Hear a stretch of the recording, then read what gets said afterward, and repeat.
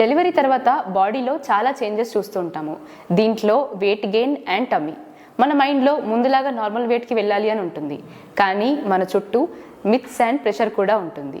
ఘీ తినాలి, ఈ type of లడ్డునే తినాలి, నీ గురించి ఆలోచించకు, బేబీ గురించి ఆలోచించు అని చాలామంది చెప్తూ ఉంటారు. ఐ అండర్స్టాండ్, బట్ ఒక వెల్ బ్యాలెన్స్డ్ డైట్తో మీరు వెయిట్ లాస్ అవ్వచ్చు. అలానే మీ మిల్క్ ప్రొడక్షన్ కూడా ఇంప్రూవ్ అవుతుంది. Hey guys, this is dietitian Kiranmayi.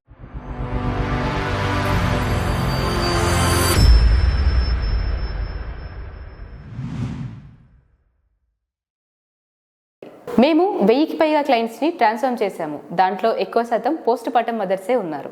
మీరు post partum weight loss plan చేసినప్పుడు ఫాలో అవ్వాల్సిన first step daily calorie intake.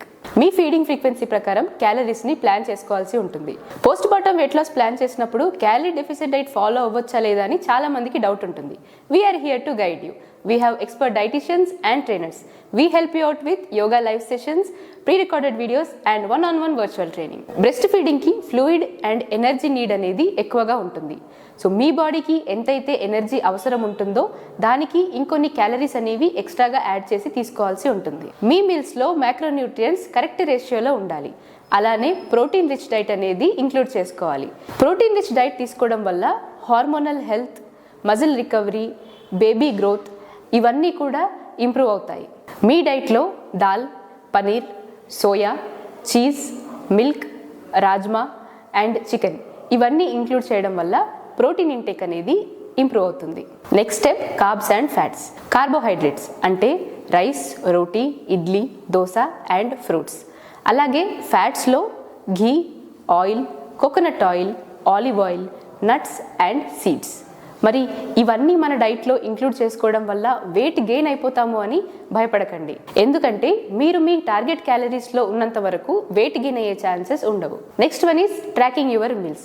మీరు తీసుకునే మీల్స్ని ట్రాక్ చేసుకోవడం వల్ల ఎంతవరకు క్యాలరీస్ తీసుకుంటున్నాము అండ్ మీ ఫుడ్లో మైక్రో అండ్ మ్యాక్రోన్యూట్రియంట్స్ రీచ్ అవుతున్నారా లేదా అనే క్లారిటీ అనేది మీకు ఉంటుంది. Next one, stay hydrated. 3 liters of water a day in the form of buttermilk, coconut water or soups. Next one, move your body. Calorie burn చేయడానికి walking చేస్తూ ఉండాలి. అలానే స్ట్రెంగ్త్ ట్రైనింగ్ కూడా భయపడకుండా చేయొచ్చు. మిల్క్ ప్రొడక్షన్కి green leafy vegetables, whole grains, chicken ఇలాంటి foods తీసుకోవడం వల్ల మైక్రోన్యూట్రియంట్స్ అనేవి అందుతాయి, like zinc, calcium and iron. So the most important thing is avoid extreme calorie cut.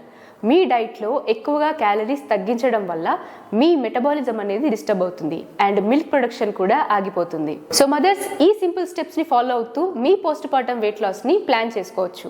Everything can be customised according to your life style and fitness goals. ఇంకా doubts ఉన్నాయా?